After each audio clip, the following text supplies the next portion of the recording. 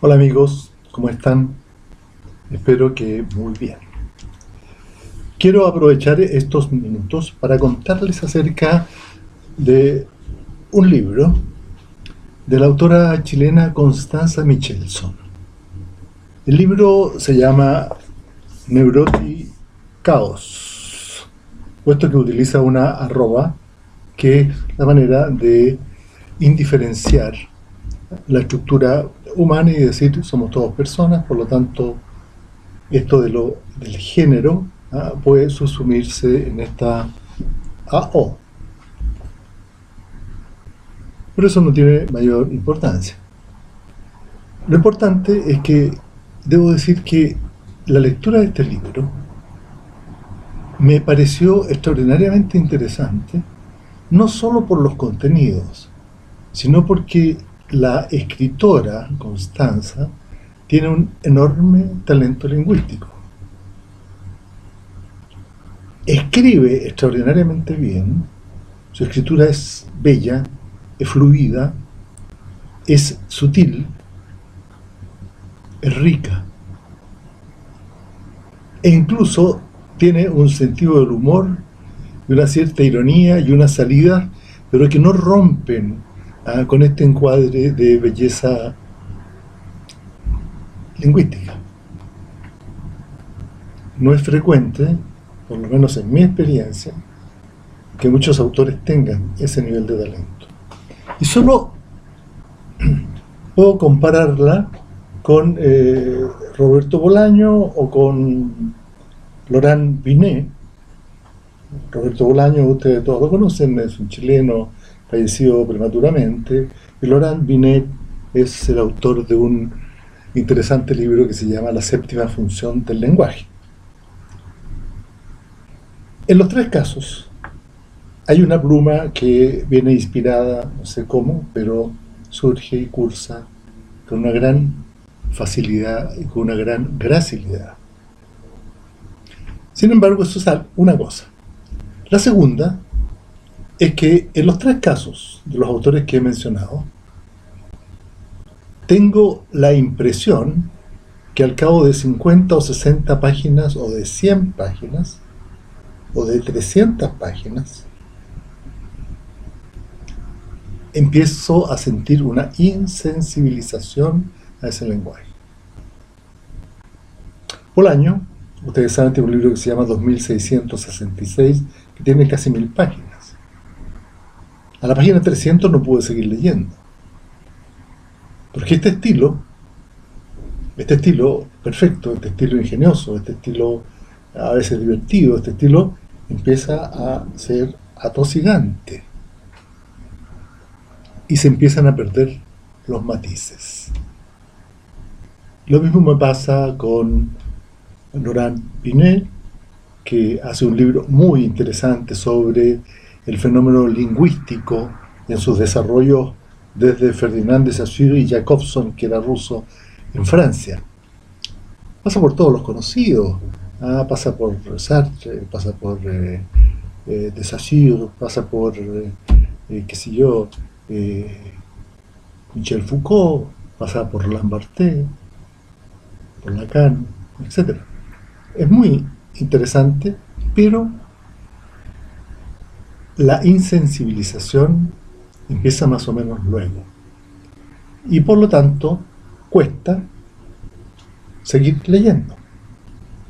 En esto, la literatura, a mi juicio, se parece mucho a la música.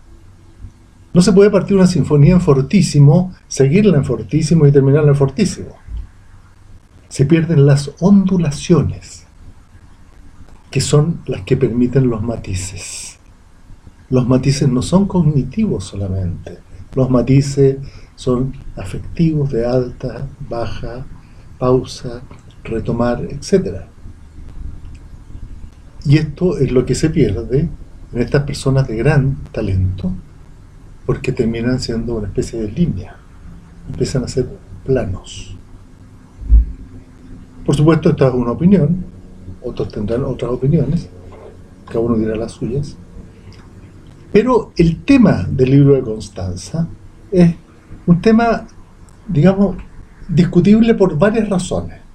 La primera es que utiliza una terminología que yo diría que hoy día significa poco para la mayor parte de las personas, incluso para las personas que están dentro del ámbito psi, es decir, psicológico, psiquiátrico, sociológico. Porque la mitad del libro está destinada a lo que llama ella, para ser exacto, le llama escenarios o montajes, más bien, montajes histéricos y montajes obsesivos. Es decir, esta neurosis ella la separa en estos dos grupos, lo histérico y lo obsesivo. Y hace una descripción exhaustiva de esto. Pero al hacerlo, está haciendo una tipología. Es decir, caben allí los Pedro, las Marías, los Juanes, los Diego. Y por lo tanto, eso que tienen en común, que se supone que es la tipología, deja mucho fuera. ¿Y qué es lo que deja fuera? Pues bien, deja fuera los matices. Y los matices son fundamentales en el modo de ser de cada persona.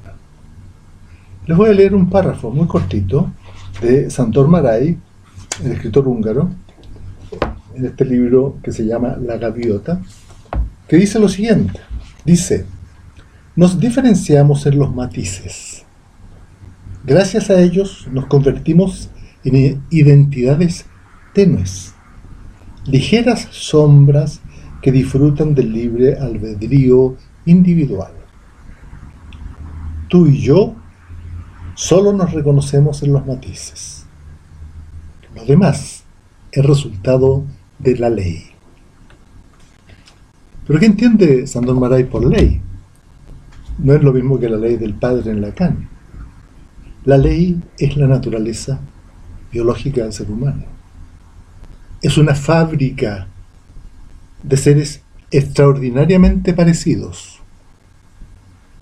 que funcionan de la misma manera, que tienen los mismos órganos, que tienen las mismas tendencias, etc. Eso hace que cada persona no sea nada más que una repetición de otras personas, de acuerdo a lo que Sándor Márai llama la ley. Y es curioso, porque hay un autor indio, contemporáneo, actual, que tiene el mismo nombre que el Buda, se llama Siddhartha, pero el apellido no es Gautama, sino que es Mukherjee, Siddhartha Mukherjee, que escribe un libro muy importante que se llama El Gen. Este libro, El Gen, es la historia del ADN, del genoma humano y de los desarrollos que se han ido efectuando a través de los campos de la ciencia que se ocupan de esto. Es muy notable y es muy exhaustivo. Sin embargo, lo que llama la atención y que me hace traerlo a colación hoy es que él plantea claramente que el 99,9 y más % del genoma es compartido entre todos los seres humanos. Es decir, la ley, lo que somos, es muy parecido. ¿Y dónde está la diferencia? ¿Qué es lo que hace que tú seas tú y yo sea yo? Tiene que ver con los matices. Los matices son sutilezas que quedan fuera de cualquier categorización.